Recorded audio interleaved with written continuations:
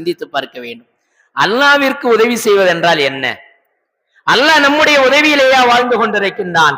அல்லாஹுடைய உதவியில் தான் அகில உலக மக்கள் அனைவர்களும், உலகத்தில் உள்ள எல்லா வஸ்துக்களும் அவனுடைய உதவியில் வாழ்ந்து கொண்டிருக்கிற பொழுது இறைவன் இங்கு சொல்லுகிறான், இறைவனுக்கு நீங்கள் உதவி செய்தால் அல்லாஹ் உங்களுக்கு உதவி செய்கிறான் என்று சொல்லுகிறானேயானால் இதற்குறித்தான விளக்கத்தை கண்மணி நாயகம் ரசூலுல்லாஹி ஸல்லல்லாஹு அலைஹி வஸல்லம் அவர்கள் தன்னுடைய பொன்மொழியின் மூலமாக இந்த சமூகத்திற்கு விளக்குகிறார்கள்.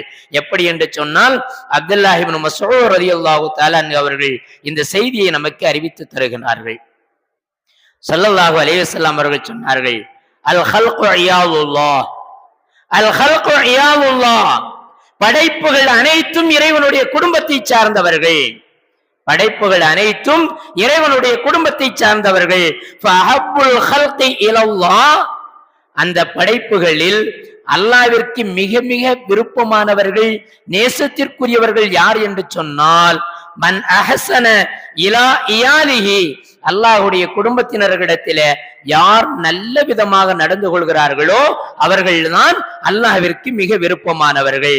அப்படியானால் அல்லாஹ்விற்கு நீங்கள் உதவி செய்தால் அல்லாஹ் உதவி செய்வான் என்பதனுடைய பொருள் என்ன என்றால், அல்லாஹ்வுடைய படைப்புகளான மனித சமூகத்திற்கு, அல்லாஹ்வுடைய படைப்புகளான மற்ற ஜீவராசிகளிடத்திலே நீங்கள் அன்பாக, பாசமாக, கருணையாக, அவர்கள் பாதிக்கப்படுகிற பொழுது அந்த பாதிப்புகளை நீக்கும் முகமாக அவர்களுக்கு உதவி தேவைப்படுகிற பொழுது அவர்களுக்கு உதவி செய்யக்கூடிய சமூக ஆர்வலர்களாக, தன்னார்வலர்களாக நீங்கள் மாறுகிற பொழுது, அவர்களுக்கு உதவி செய்கிற பொழுது அல்லாஹ் தன்புறத்திலிருந்து உங்களுக்கு உதவி செய்கின்றான்.